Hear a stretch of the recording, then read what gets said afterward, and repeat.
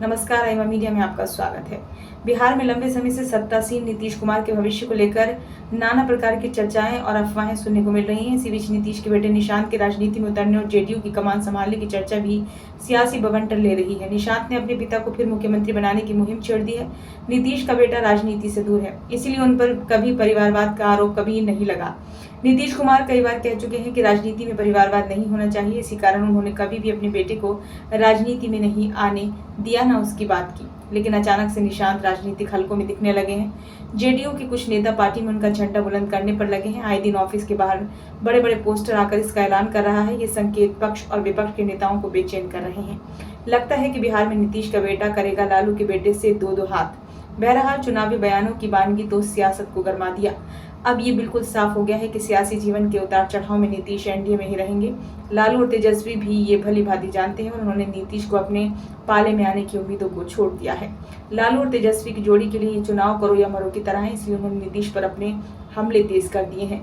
तेजस्वी ने नीतीश को खटारा घोषित कर दिया है। लालू परिवार की मुसीबतें भी कम नहीं हुई हैं। जमीन के बदले नौकरी मामले में लालू के साथ ही अब उनके परिवार पर भी सीबीआई का शिकंजा कसा है।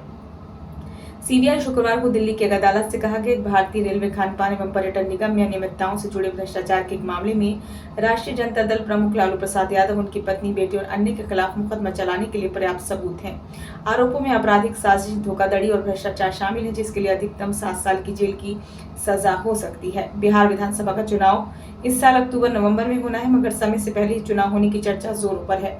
बिहार के दो प्रमुख चुनावी मोर्चे महागठबंधन और एनडीए ने सत्ता पर काबिज होने के लिए किलेबंदी शुरू कर दी है। हाल ही में प्रधानमंत्री नरेंद्र मोदी के भागलपुर दौरे को भी चुनावी शंखनाद के रूप में देखा जा रहा है। भाजपा ने नीतीश मंत्रिमंडल में अपने 7 विधायकों को शामिल कर जातीय समीकरणों को साधने का प्रयास किया है। नीतीश की कमजोर स्थिति को भांपते हुए भाजपा सीएम के लिए अपना दावा ठोंक सकती है। नीतीश कुमार का कार्यकाल 23 नवंबर 2020 से शुरू हुआ था। वर्तमान सरकार का कार्यकाल इस साल यानी 2025 में 22 नवंबर तक है। जाहिर है कि इससे पहले चुनाव होंगे। बिहार में एनडीए का मुकाबला महागठबंधन से होगा, जिसका नेतृत्व लालू और तेजस्वी की बाप बेटे की जोड़ी के हाथ में है। इस गठजोड़ में कांग्रेस सहित वामपंथी पार्टियां शामिल हैं। दिल्ली में जीरो हैट्रिक के बाद बिहार में कांग्रेस को अपनी परीक्षा से गुजरना होगा। लालू ने अपने बेटे तेजस्वी को बिहार का मुख्यमंत्री बनाने की सार्वजनिक घोषणा कर रखी है। ये वीडियो आपको कैसा लगा? अच्छा लगा हो तो लाइक करें, कमेंट बॉक्स में सुझाव दें। चैनल को सब्सक्राइब नहीं किया तो कर लें।